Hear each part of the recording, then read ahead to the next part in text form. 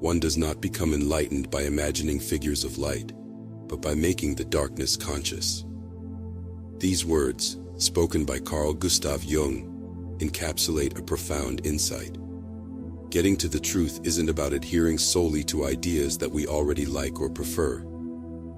The path to enlightenment beckons us to embrace the totality of who we are, the aspects we love and celebrate, alongside those we tend to shun or neglect. It is through this harmonious integration that we discover the unity of our existence, a fusion that spans the luminous aspects we proudly showcase and the shadowy corners we prefer to disavow.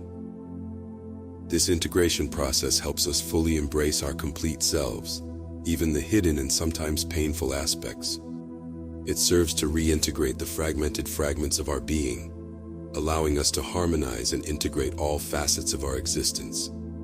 Through this journey, a sense of completeness emerges, bringing forth a profound understanding of integration and wholeness, an experience often described by many mystics. To attain this sense of wholeness, we need to blend what we are conscious of, all parts of I am, with the hidden aspects of the unconscious, the I am not. This includes traits we have rejected, suppressed, or disowned due to shame, self-loathing, or buried pain. Quoting Albert Einstein's words, "The darkness is absence of light. In order to illuminate this shadow, we must delve into the depths of our inner selves, understanding the mechanics of denial, and being prepared to risk our established world." It is akin to an odyssey within, traversing the uncharted territories of ourselves, those dimensions we might have overlooked or deliberately avoided. It could lead us through the valleys of doubt, fear, and past wounds. Yet, it is within this very obscurity that we unearth our inner strength, resilience, and potential for profound transformation. Each step towards self-acceptance and understanding propels us closer to the radiant core within. The brightest truth is covered by your deepest ego-driven fears. Until this truth emerges, you won't fully comprehend who you are, what you are not, or why you do what you do. We all possess shadows and complexes that we must confront and integrate into our lives. Our inner struggles are not exclusive to us. They are a universal aspect of the human experience. Within us, there are shadows that speak not to our ears, but to our minds, through emotions, thoughts, reactions, and even dreams. They are echoes of thoughts, born of our inner demons and forgotten inner wounded children. These shadows are part of our own light that has become lost or fragmented, and represent aspects of ourselves that we find difficult to love. Attaining complete enlightenment is hindered when aspects of our inner light remain hidden and dimmed, as those shadows burden and obscure our own light. These aspects of ourselves might appear as negative thoughts or emotions that reverberate within our minds. They are like frozen moments in time, forever trapped in the patterns of behavior we exhibited at a certain age. These inner shadows exist in a timeless realm, where they remain stuck at the age they were created, such as 15 years old when a traumatic situation occurred. If we created these parts of ourselves at the age of 15, they remain 15. Even after 20 years, these inner children remain at that age, growing in size but never in maturity. They belong to us and want to be loved again. This elusive aspect of ourselves is known by many names. Some call it the inner wounded child, others the inner demon, inner darkness, or even the fallen light within us. Regardless of what you choose to call it, it's a fundamental part of who we are. Timeless and unchanging, this part of us has been cast away into the depths of our subconscious, long forgotten but ever present. These emotional patterns and triggers can continue to resonate within us, affecting our beliefs and behaviors long after their initial appearance. This is why we often attract certain situations, relationships, and people into our lives without understanding why. It happens subconsciously and is caused by the presence of our inner wounded children that call for our attention. For example, If we feel unworthy or unlovable, it may be rooted in a childhood experience where we felt rejected or criticized. This experience takes root and influences our future, or even manifests in dreams, giving us opportunities to relive these emotions in varied situations.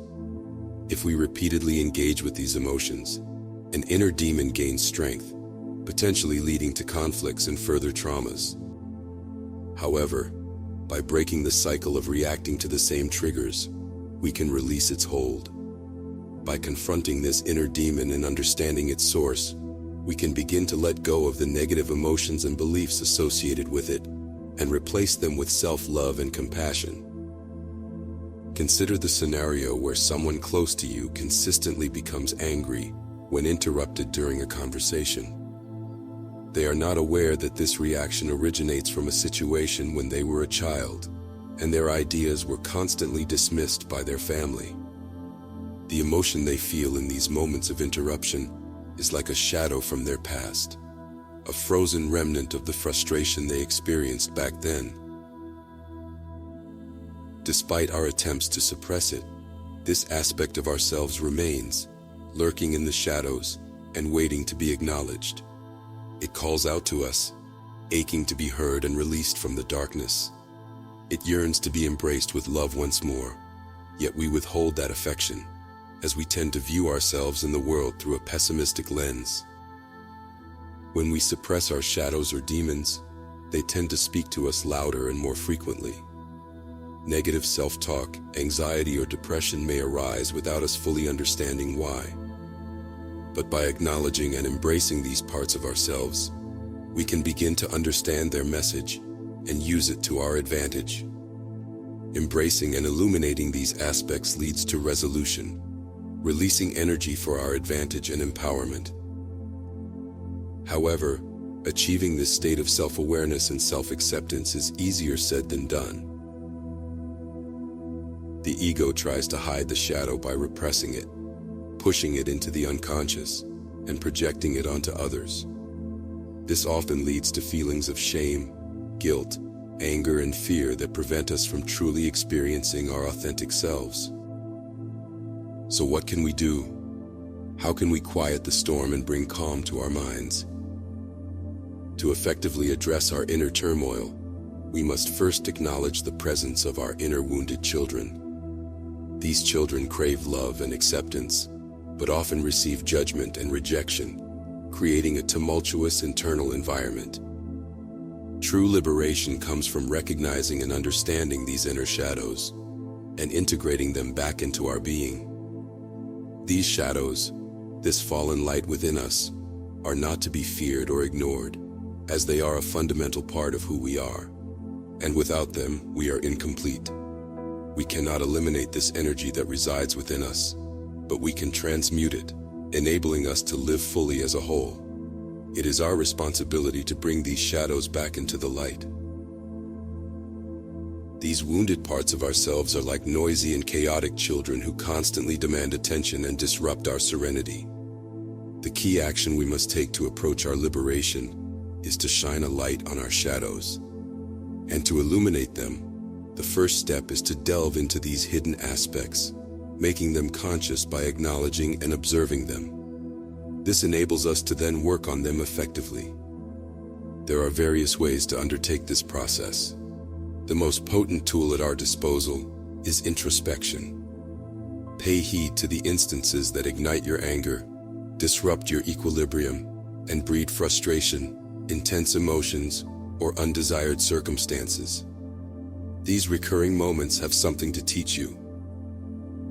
A highly effective approach involves mentally revisiting the situation that gave rise to the trauma or shadow. Initially, we absorb the scene and note the emotions it stirs within us. Then, we observe it while striving to detach, becoming impartial observers as if watching a scene from a movie. Subsequently, we engage with the scene, posing a series of questions. Did it unfold exactly as we recall? Or have our memories distorted it?